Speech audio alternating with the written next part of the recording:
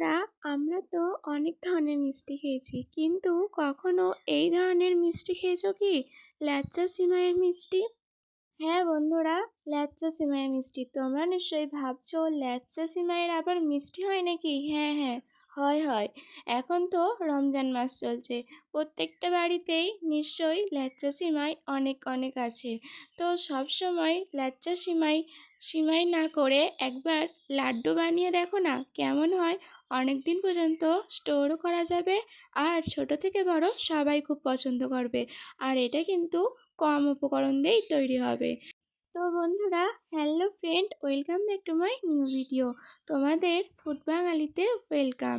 তো আজকে দেখাবো ল্যাচ্চা সিমাইয়ের লাড্ডু। ফুল ভিডিওটা দেখার অনুরোধ রইল, একটু কিন্তু স্কিপ করলে অনেক কিছু মিস করে যাবে।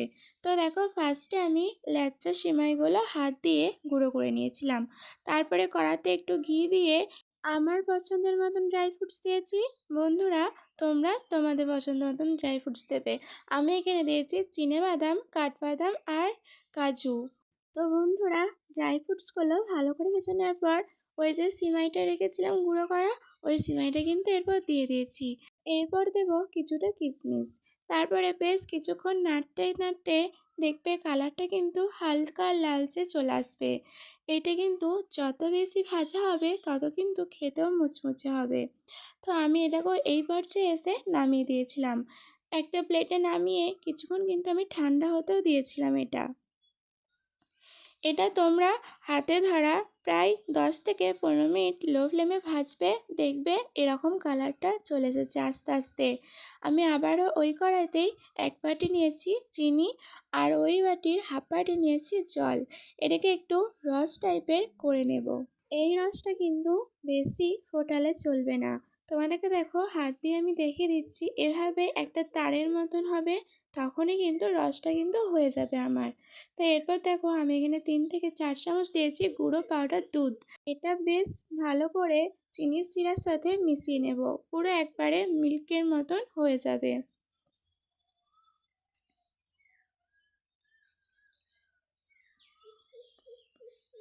দেখো, এটা পুরো একবারে পাতলা দুধের মতন হয়ে গেছে।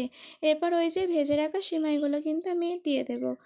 দিয়ে কিছুক্ষণ নাড়াচাড়া করব। আমরা কিন্তু বেশি নাড়াচাড়া করব না, তাহলে কিন্তু আর লাড্ডুটা পাকানো যাবে না।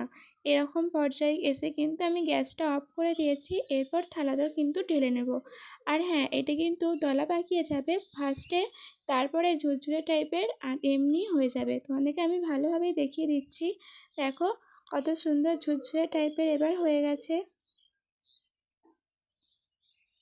আর তাড়াতাড়ি কিন্তু এটা লাড্ডুটা পাকাতে হবে, না হলে কিন্তু লাড্ডুটা আর পাকানো যাবে না। এরকম পর্যায়ে এসে কিন্তু এটা শুকনোই খাওয়া যাবে, লাড্ডু না পাকালেও ভালো লাগবে।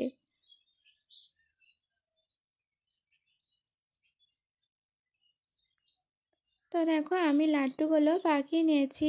লাড্ডুগুলো পাকাইয়েও খুব ভালো লাগছে দেখতে, আর লাড্ডুগুলো না পাকিয়েও ওরকম ঝুরঝুরে খেতেও কিন্তু খুব ভালো লাগবে। এটা একটু মুচমুচে টাইপের লাগছিল, ওই যে ভালো করে ভেজেছি বলে মুচমুচে টাইপের লাগছে।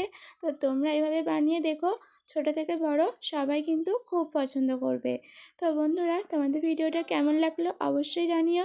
ভালো লাগলে like, comment, share and subscribe করতে ভুলো না। আমার ভিডিও প্রথম দেখে থাকলে একটা সাবস্ক্রাইব করে পাশে বেল আইকন আমার পাশে থাকবে। তোমরা অনেক ভালো থেকো, সুস্থ থেকো। আজকের মতন টাটা।